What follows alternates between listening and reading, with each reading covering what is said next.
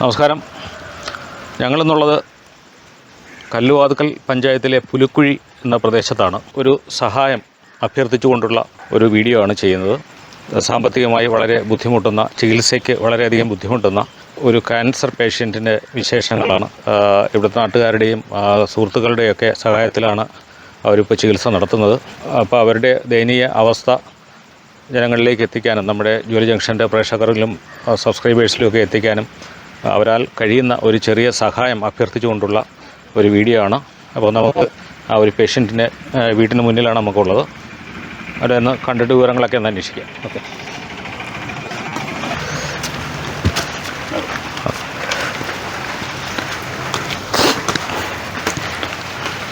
അപ്പോൾ ഇത് നമ്മുടെ ഒരു സുഹൃത്താണ്, തുളസീധരൻ ചേട്ടൻ, പരൂർ സ്വദേശിയാണ്. അപ്പോൾ ഇദ്ദേഹത്തിന് ആട്ടോ ഉണ്ട്. പാരിപ്പള്ളി മെഡിക്കൽ കോളേജിൻ്റെ ഫ്രണ്ടിലാണ് ഓട്ടം. അപ്പോൾ ഇദ്ദേഹമാണ് ഇവരെ ഹോസ്പിറ്റലിൽ RCCയിലേക്ക് കീമയ്ക്കും മറ്റുമായി കൊണ്ടുപോയിക്കൊണ്ടിരിക്കുന്നത്. അപ്പോൾ എന്താണ് ഇവരുടെ, പുള്ളിയാണ് നമ്മളെ വിളിച്ചത്. ഈ ഒരു ന്യൂസ് ചെയ്യണം, മറ്റുള്ളവരിലേക്ക് എത്തിക്കണം, ഒരു സഹായം അഭ്യർത്ഥിച്ചുകൊണ്ടുള്ള നമ്മളെ ക്ഷണിച്ചത് പുള്ളിയാണ്.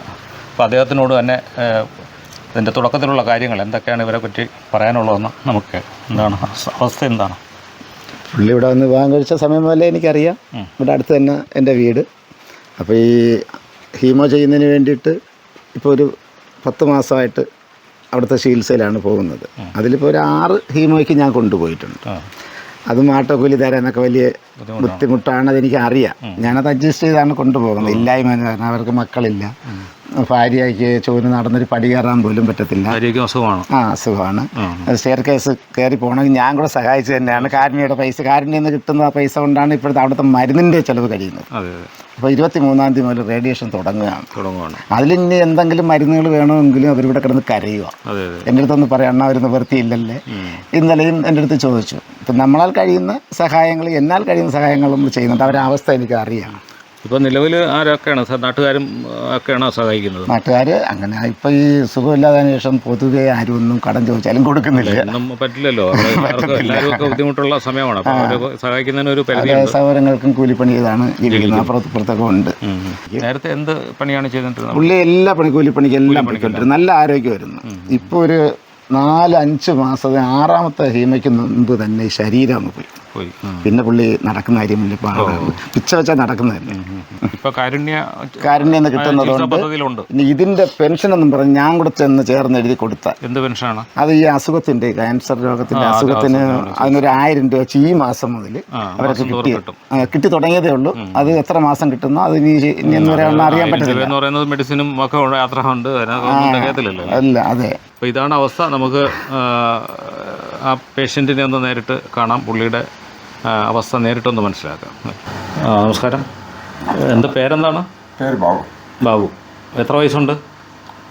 54 വയസ്സ്. സ്വന്തം സ്ഥലം എവിടെ? പുലിക്കുഴിയാണോ അതോ കുണ്ടറ? കുണ്ടറയിൽ നിന്ന് ഇവിടെ വന്ന് വിവാഹം കഴിച്ച് താമസിക്കുകയാണോ? എന്ത് പണിയാണ് ചെയ്തിട്ട് നേരത്തെ? കൂലിപ്പണിയെല്ലാം ചെയ്യുമായിരുന്നു. എന്നുതൊട്ടാണ് ഈ അസുഖം കണ്ടുപിടിച്ചത്?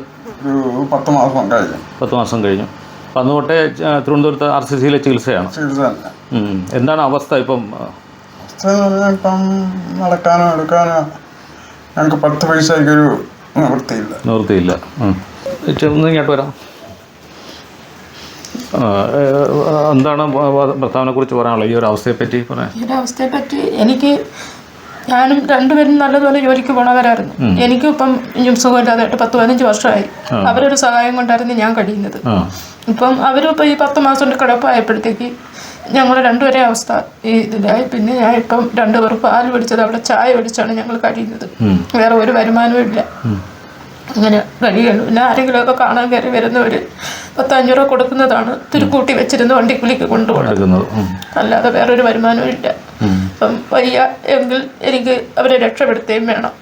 വേറെ ബന്ധുക്കളൊന്നുമില്ല അടുത്ത സാമ്പത്തികമായി സഹായിക്കാൻ പറ്റുന്ന ബന്ധുക്കൾ? സഹായിക്കാൻ ആരുമില്ല.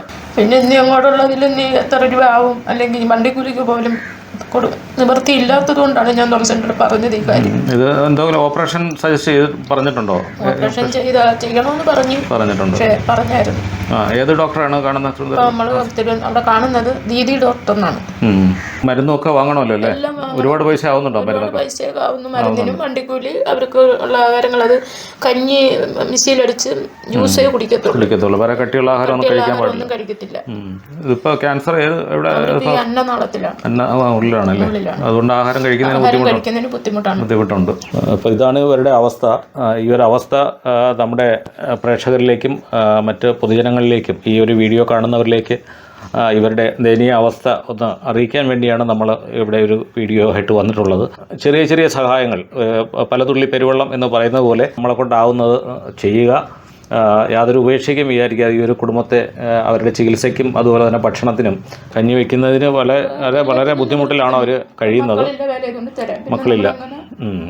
ഇപ്പോൾ ഇവരുടെ അക്കൗണ്ട് ഡീറ്റെയിൽ ഞാൻ ഈ ഒരു വീഡിയോയ്ക്കൊപ്പം നൽകുന്നുണ്ട്. നിങ്ങളെ കൊണ്ടാവുന്ന ചെറിയ ചെറിയ സഹായങ്ങൾ തീർച്ചയായിട്ടും ആ ഒരു അക്കൗണ്ടിലേക്ക് നേരിട്ട് തന്നെ ഇവരുടെ അക്കൗണ്ടിലേക്ക് നിക്ഷേപിക്കുക. ഗൂഗിൾ പേ ഒന്നും ഇല്ല, മൊബൈലുകൾ ഒന്നുമില്ല. മൊബൈലൊക്കെ ഉണ്ടല്ലോ, സാധാ മൊബൈലാണുള്ളത്. അതുകൊണ്ട് തന്നെ ഗൂഗിൾ പേ ഒന്നും അത് ആക്റ്റീവ് ആക്കിയിട്ടില്ല. എന്താരെങ്കിലുമൊക്കെ അറിഞ്ഞെന്തെങ്കിലും ചെയ്യണം. പരമാവധി നമ്മുടെ ഭാഗത്തു നിന്നുള്ള സപ്പോർട്ടുകൾ ചെയ്ത് തരാൻ നോക്കാം. സോഷ്യൽ മീഡിയ വഴിയൊക്കെ നമ്മളത് പലരിലേക്ക് എത്തിക്കാം. നിങ്ങളുടെ അവസ്ഥ മറ്റുള്ളവരിലേക്ക് എത്തിക്കാം കേട്ടോ. വിഷമിക്കാതിരിക്കുക. നമുക്ക് ആരെങ്കിലും എന്തെങ്കിലും ഒരു വഴി കാണിച്ചു തരും. ഇപ്പോൾ കച്ചവടമൊക്കെ ഉണ്ടായിരുന്നു, അത്യാവശ്യം കാര്യങ്ങളൊക്കെ നടന്നു പോകുമായിരുന്നു. പിന്നെ മുട്ടായി സോപ്പൊക്കെ ഉണ്ടായിരുന്നു. പിന്നെ 2 പേർ പാല് ഒഴിച്ച് ചായ ഒഴിക്കുമായിരുന്നു. ഇപ്പം ചായ മാത്രം ഒഴിക്കുന്നു, വേറെ ഒന്നുമില്ലെന്ന് പറഞ്ഞാൽ ഇതിൽ കിടന്നുവെച്ച് പൈസ ആദ്യമൊക്കെ ഒരു ക്യാൻ ചെയ്യാനും അതിനും ഇതിനൊക്കെ പൈസ അടയ്ക്കണമായിരുന്നു. ഇതെടുത്ത് അടച്ചപ്പം മറുപേരം കടയിൽ സാധനം പൈസ ഇല്ലാതെ അതുകൊണ്ട് ഇപ്പം കട ഒഴിഞ്ഞണക്ക് കിടക്കണം. പിന്നെ അടച്ചിടണ്ടല്ലോ എന്ന് കരുതി ഞാൻ 2 പേർ പാല് ഒഴിച്ച് ചായ ഒഴിക്കും. ശരി. എല്ലാവരും സഹായിക്കുക. ഇവരെ ഈ നിർധന കുടുംബത്തെ ആരോഗ്യം വീണ്ടെടുക്കുന്നതിന് വേണ്ടിയും അതുപോലെ തന്നെ ചികിത്സയ്ക്കും അവരുടെ ദൈനംദിന ആവശ്യങ്ങൾക്കും ഭക്ഷണങ്ങൾക്കും വേണ്ടിയുള്ള ചെറിയ ചെറിയ തുകകൾ തീർച്ചയായും നൽകി സഹായിക്കുക എന്നൊരു അഭ്യർത്ഥനയാണ്. Thank you.